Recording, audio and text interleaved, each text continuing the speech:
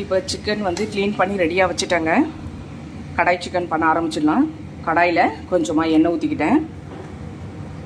சும்மா என்னோட விருப்பத்துக்காக, டேஸ்ட்டுக்காக, கொஞ்சம் டேஸ்ட் டிஃப்ரெண்ட்டாக இருக்கிறதுக்காக கொஞ்சமாக ஆனியன் சேர்த்துக்கிறேன்.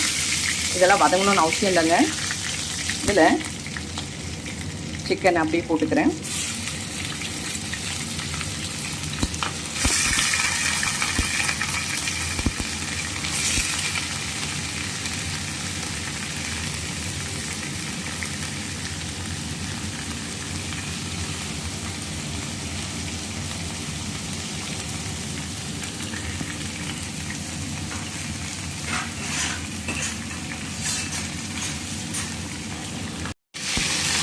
அவ்வளோதான். இதை கொஞ்சம் கலரி கொடுங்க.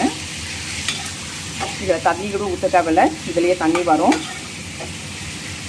இதில் கொஞ்சமாக நறுக்கி வச்ச தக்காளி நல்லா அப்படி பிழிஞ்சு நசுக்கி போட்டுக்கலாம்.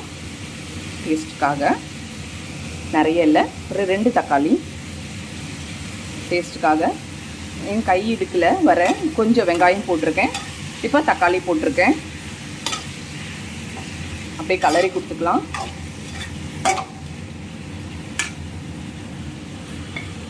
நான் உப்பு வந்து தேவையான அளவு, என் கையளவு தாங்க எனக்கு உப்பு. நான் ஸ்பூனில் எடுக்க மாட்டேன், என் கையளவுக்கு எடுத்து உப்பு போட்டுட்டேன்.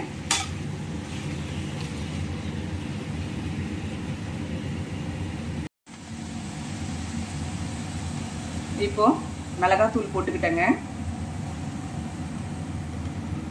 தண்ணி விட தேவையில்லைங்க.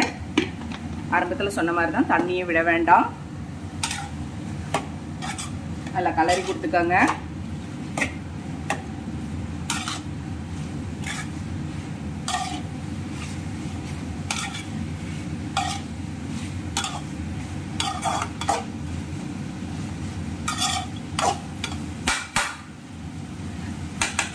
இது அவ்வளோதாங்க. மீடியமான அனல் வச்சுட்டு, தீயை கொஞ்சம் லிமிட்டாக வச்சுட்டு இது அப்படியே வேகட்டும். இதில் ஒரு மூடி போட்டு வேகட்டும்.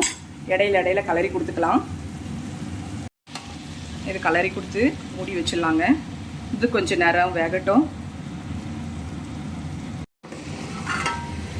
பாருங்கள், நல்லா தண்ணி விட்டு அதுலேயே வெந்துட்டுருக்கு.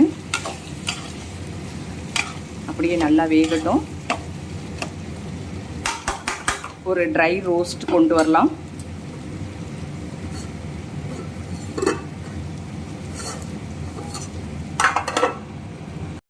இந்த ஸ்டேஜில் கொஞ்சமாக கறி மசாலா பவுடர் லைட்டாக தூவிக்கிறேங்க.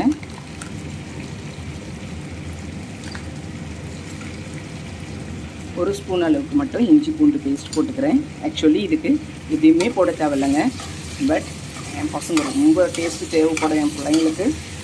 ஸோ அதனால் இதெல்லாம் கலந்துக்கிட்டேங்க.